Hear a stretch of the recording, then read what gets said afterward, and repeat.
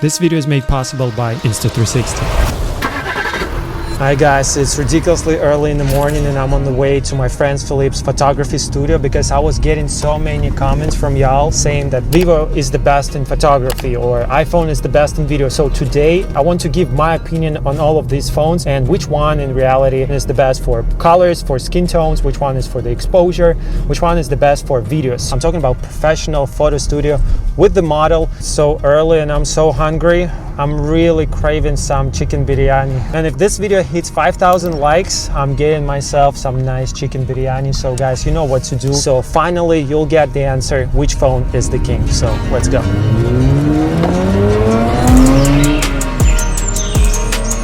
Alright, I got multiple lighting scenarios with some tricky HDR conditions, and if these phones survive today, they'll handle everything you throw at them in real life. I showed you many times how these phones perform in a controlled environment, but I was still getting comments and DMs asking for more human photography, since capturing faces and skin tones perfectly is the main challenge for any phone. So now, it's time to put these flagships to the ultimate test. And let's start with the most difficult scenario for any phone. Okay, so right now we have really challenging light. We have a huge window in the back with a diffusion over here. And it's a really big challenge for both of the phones because they are not like your regular camera with manual settings. They have algorithms that look at the scene and try to adjust everything. So on the Xiaomi, what's cool, there is an option to meter the scene by the face. So it will expose for the face.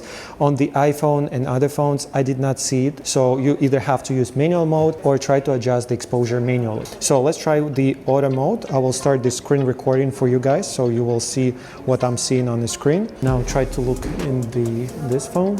So you see right away Xiaomi lights up the face. Let's try the iPhone. Actually, iPhone does more of a silhouette shot. Now I will do the 2x crop and you see Xiaomi completely blows out the highlights in the back. That means it exposes for the face because the face is in the shadow. So if it was in reverse, let's try on the iPhone. You see iPhone preserves all the background. You can see the outline of the window in the back. That means the phone tries to compensate this exposure and lift up all the shadows on the face while still maintaining and retaining the details in the background. And personally, I prefer what the Xiaomi delivers. 1, 2, 3. And now the telephoto. Okay, 1, 2, 3. And now let's do the Samsung. Okay, S25 Ultra. The thing that I don't really like on the Samsung is that when you switch into the higher resolution, you lose all the controls and access to the cameras. So I want to get higher megapixel count in case I want to crop, but at the same time, I want to use all this like 3x and all this camera interface. Let's see the results. Samsung, on the other hand, delivers more neutral results, but it does not underexpose the face and overexpose too much everything. In this kind of scenario, Samsung actually looks like it can outperform a lot of the phones. Hard to tell, guys. This is a real challenge for both of the phones. And now I'll do just like a portrait. Okay, let's see. That's what I don't like on the phones. Sometimes when you take a picture and you see the preview, it looks in one way. After the shot is done processing, it's completely different results. And it's same here, you see? I don't know, like when I'm just taking a picture, it looks nice contrast and everything. But after the photo was taken, like you see, just there is a quick split second when the photo looks good, but then this processing hits. So you're better off just to use a Pro mode. On iPhone, there is no Pro mode. I will try to lock my ISO the lowest possible at 50. Actually, that looks nice. Okay, now we're talking. I want to blow out the background completely. I don't want to retain the details over there. Now let's try with the iPhone. I'll try to replicate it and maybe we'll have success there. I think it's a real challenge for both phones. Xiaomi provides and Android phones, maybe Vivo too, provide better results sometimes, but still not that every shot that you take it will be a banger in this kind of lighting scenario. So that you have to keep in mind.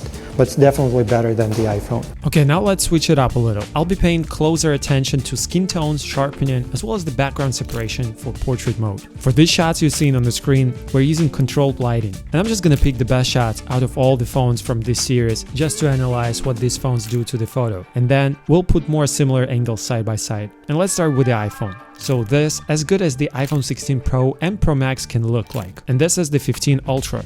I think the difference is huge. So just look side by side over here. You see iPhone, it does look not bad. I mean, it looks sharp, the detail is there, you can zoom in, get crisp image, but in terms of the colors and contrast, that's where I see the main difference between the phones.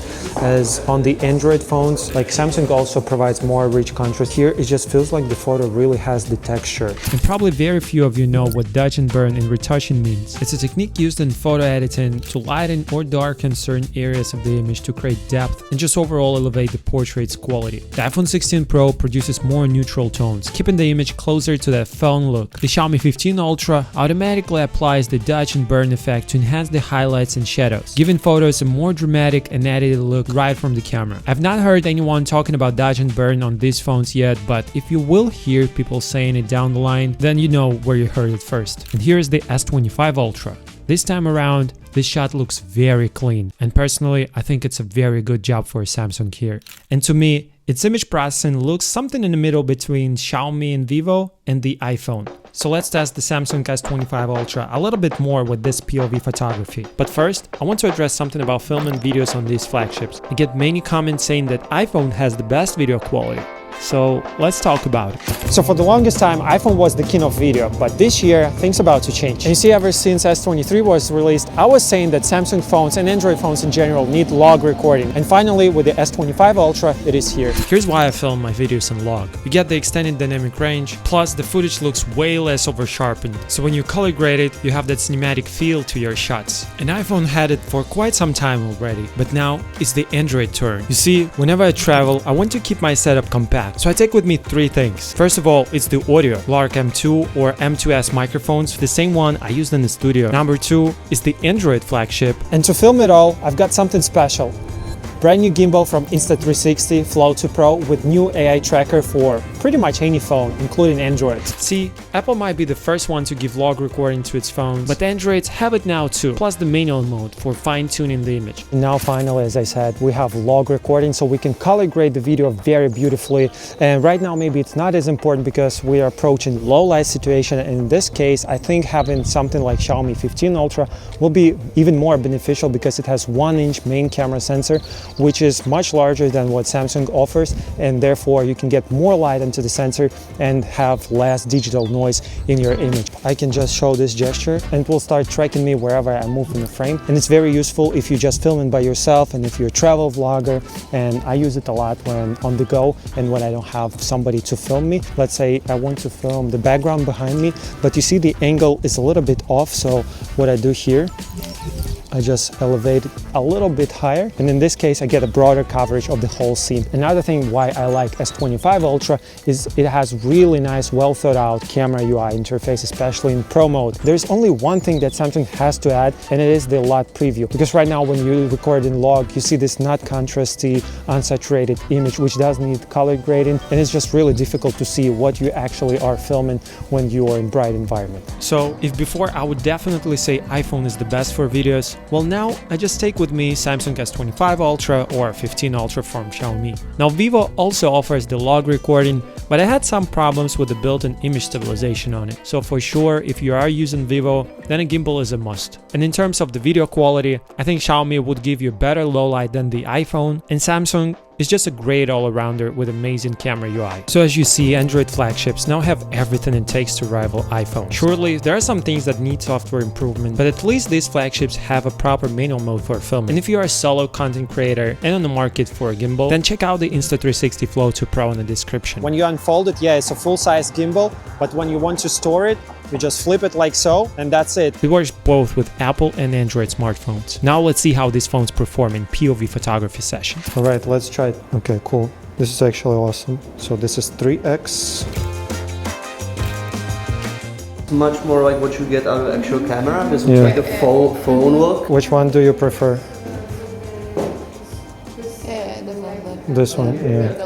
You know guys, I tried to make my review stand out not only with unique photography testing, but also I share the real experience of using these devices. So I asked Philip to give tips what to pay attention to when you work with the model. Suggestions, guidance, how do you guide the model, like with the... Oh, sure thing.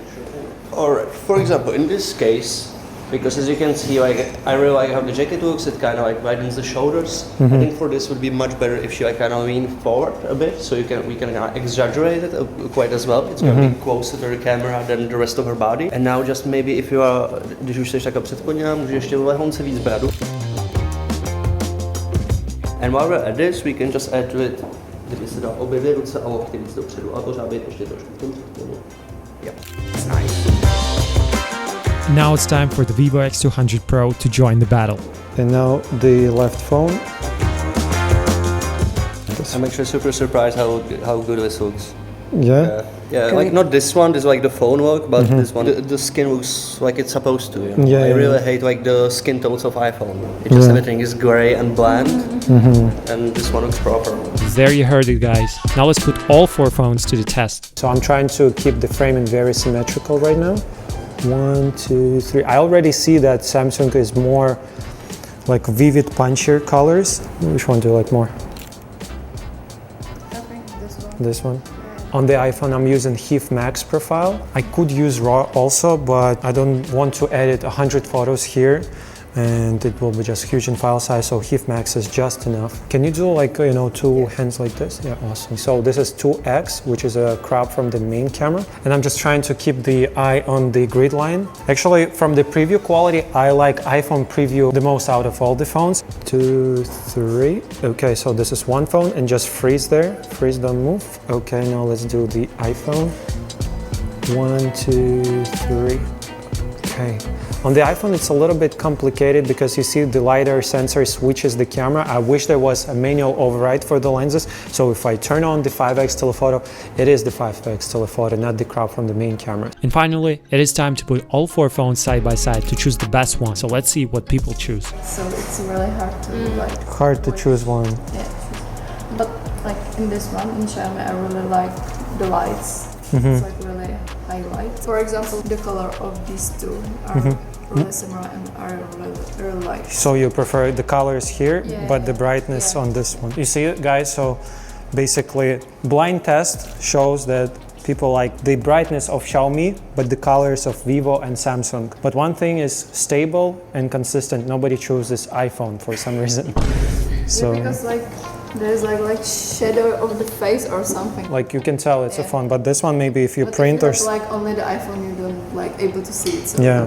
Now you guys probably noticed that throughout the video there are not so many shots from the Vivo. Well, for some reason the series of photos on the Vivo got lost. I don't know why, but I couldn't find it in the gallery, and I was very lucky that I had Google Photos on, so some of the shots got an instant backup and saved me. I don't know what caused it, but it is what it is. And something similar happened to me last year, which you probably know about if you subscribed to the channel and watched my Xiaomi 14 Ultra versus iPhone 15 Pro Max video. Because I had a similar problem there during my trip to the Yosemite Park, and now this problem happened with my X200 Pro. I want to say out of all Android flagships I tried so far, I think Xiaomi 15 Ultra and Vivo give the best photo results. But because Vivo had this problem with the missing photos in the gallery, it really let me down during this photo session. And S25 Ultra on the other hand has a super stable UI. In terms of photo quality, the Samsung is something in the middle between iPhone and Xiaomi 15 Ultra, and I just love the stylus for photo editing. And when talking about filming videos, I honestly think that iPhone is not the king anymore, because filming in ProRes with 256 gigs of memory is probably not the best move, at least for a king. But hey, it's just my opinion. You let me know your phone of choice in the comments. And check out this video next, because I think it will be perfect for you.